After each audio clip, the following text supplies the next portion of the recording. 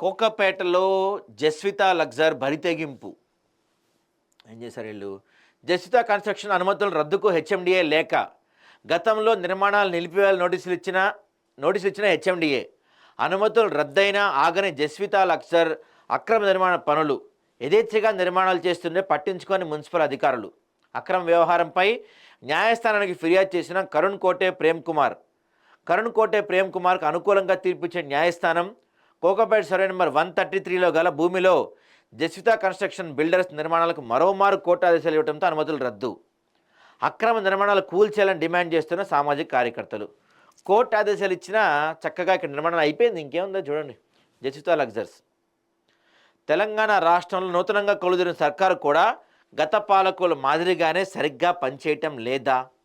కీలకమైన police department, ACB, enforcement శాఖలు వాటి సత్తువ కోల్పోయాయా లేక అమ్ముడు పోయాయా? కింది స్థాయి ఉద్యోగులకు సిస్టమ్ అంటే లెక్కలేదా? ఏం చేసినా కాదని ఇవన్నీ మామూలు అని సరిపుచ్చుకుంటున్నారా?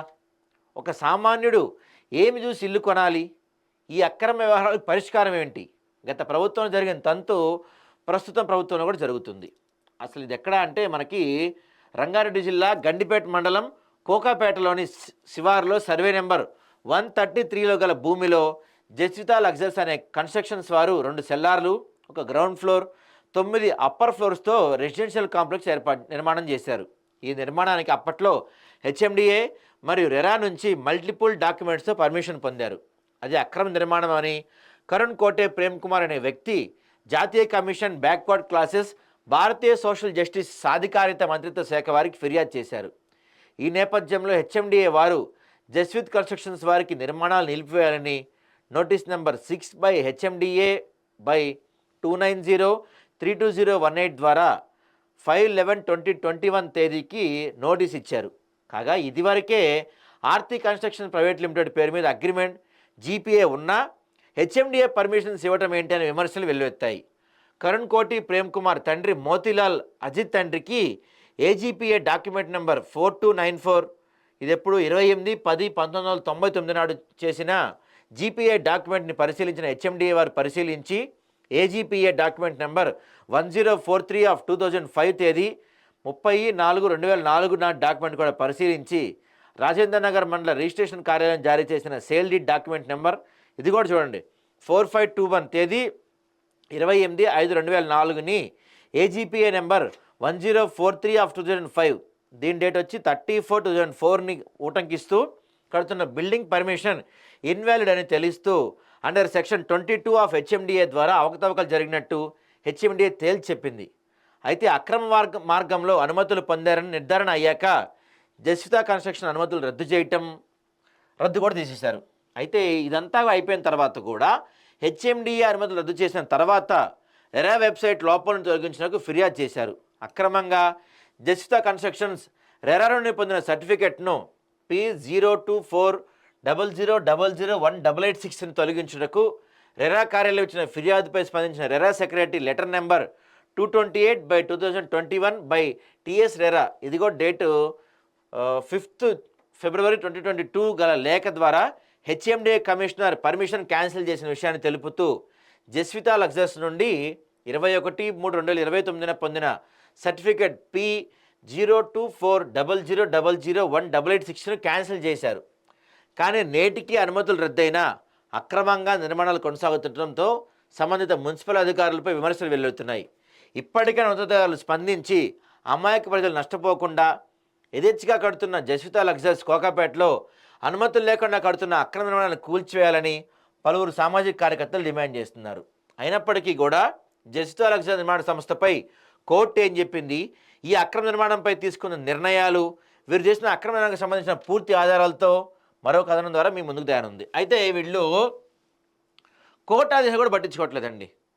దీనికి పర్మిషన్ లేదు, ఇది కరెక్ట్ కాదని కోర్టు చెప్పినా కూడా వీళ్ళు పట్టించుకోవట్లేదు, అధికారులు కూడా చూసుకున్నట్టు వదిలేస్తున్నారు. ఇక్కడ కోర్టు మొట్టికాయలు వేసినా అధికారులు మాత్రం పట్టించుకోవటం లేదు. కోర్టులు అంటే ఈ మధ్య నిజంగా అధికారులు లెక్క ఉన్నట్లు, ఒకప్పుడు భయపడేవాళ్ళు, ఈ మధ్య అది కూడా పట్టించుకోవట్ల. రంగారెడ్డి జిల్లా గండిపేట మండల కోకాపేట శివారులో సర్వే నెంబర్ 133లో గల భూమిలో జస్విత్ లగ్జర్ కన్స్ట్రక్షన్స్ వారు 2 సెల్లార్లు, ఒక గ్రౌండ్ ఫ్లోర్, 9 అప్పర్ ఫ్లోర్స్తో రెసిడెన్షియల్ కాంప్లెక్స్ నిర్మాణం చేపట్టారు. ఇటు నిర్మాణాలకు చట్టబద్ధత లేదని కోర్టులు తేల్చెప్పినా అధికారులు మాత్రం పట్టించుకోవటం లేదు. దీనిపై విచారణ చేపట్టిన తర్వాత జస్విత్ కన్స్ట్రక్షన్స్ బిల్డర్స్ అధికారులు వాళ్ళతో కుమ్మక్కయ్యి సొంత పూచికత్తులపై పర్మిషన్ తీసుకొని రీఓపెన్ చేశారంట. ఇట్టి విషయాన్ని తెలుసుకున్న అసలు హక్కుదారుడైన కరుణ్ కోటే ప్రేమ్ కుమార్ న్యాయస్థానాన్ని ఆశ్రయించారు. ఈ మేరకు న్యాయస్థానం అసలు హక్కుదారుడైన కరుణ్ కోటే ప్రేమ్ కుమార్ అనుకూలంగా తీర్పిచ్చింది. Jaswith construction builder survey number 133లో గల భూమిలో ఎటువంటి నిర్మాణాలు చేపట్టని తేల్చెప్పింది. నగరంలో సామాన్యుల పరిస్థితి అగమ్యగోచరంగా తయారైంది. నివాస గృహం కొందామని ఆశతో చెమటోడ్చి ఒక్కో పైసా దాచుకొని తమకు అనుకూలమైన ప్రదేశంలో ఒక ఫ్లాట్ చూసుకొని తమ బడ్జెట్లో వస్తుందని నిర్ధారణ చేసుకొని సదరు బిల్డర్ని సంప్రదిస్తారు. ఇక బిల్డర్స్ చూపించే అందమైన ఫోటోలు, వారు చూపించే పర్మిషన్ పేపర్ల ఆధారంగా అడ్వాన్స్ చెల్లిస్తారు. ఆ తర్వాత తాము కొనబోయే ఫ్లాట్ లీగల్గా ఉందా లేదా అన్నది కూడా పరిశీలన చేసుకుంటారు. హెచ్ఎండిఏ రెరాలో ఉందా లేదా అని కూడా చూసుకుంటారు. పర్మిషన్ కరెక్ట్గా ఉందని నమ్మిన తర్వాత రిజిస్ట్రేషన్ చేసుకుంటారు.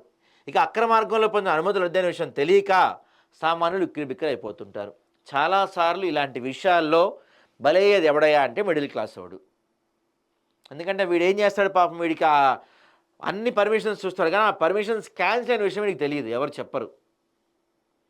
వాడు ఇంట్లో పుస్తలు అమ్మేమో లేకపోతే ఎప్పటి నుంచో దాచుకున్న సేవింగ్స్ మొత్తం అమ్మో అప్పు చేసో ఇల్లు తీసుకుంటాడు. ఎందుకంటే హైదరాబాద్లో ఇల్లు కొనటం అనేది ప్రతి మధ్యతరగతి వాడి కల కాబట్టి.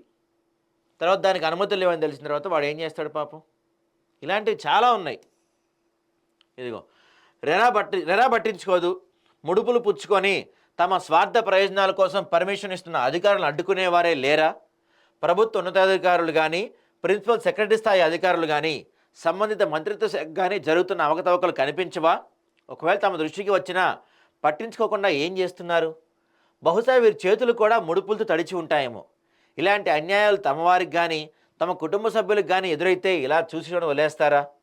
కాగా జస్వితాకు హెచ్ఎండిఏ పర్మిషన్ క్యాన్సిల్ చేసినా నేటికి రెరా నుంచి తొలగించకపోవడం ఎంతవరకు సబబు? స్వార్థ ప్రయోజనాల కోసం పర్మిషన్లు ఇచ్చేవారి మీద క్రిమినల్ కేసులు నమోదు చేసి అక్రమ నిర్మాణాన్ని కూల్చివేయాలని పలువురు సామాజికవేత్తలు డిమాండ్ చేస్తున్నారు. ఇక్కడ దీని పర్మిషన్ క్యాన్సిల్ చేశారు, కోర్టు కూడా క్యాన్సిల్ చేసింది. అయినప్పటికీ ఇంకా రెరాలో పర్మిషన్స్ ఉన్నాయి, ఎవడు దీన్ని కూల్చేయట్లేదు. ఇప్పటికి కూడా వీడు ఇంకా అమ్ముతానే ఉన్నాడు జస్విత లగ్జరీస్ అనేటోడు. చూడండి, అధికారులు ఎంత అమ్యామ్యాలకు కావచ్చు, ఎంత లంచాలకు అమ్ముడు పోతే ఇట్లాంటివి జరుగుతాయి.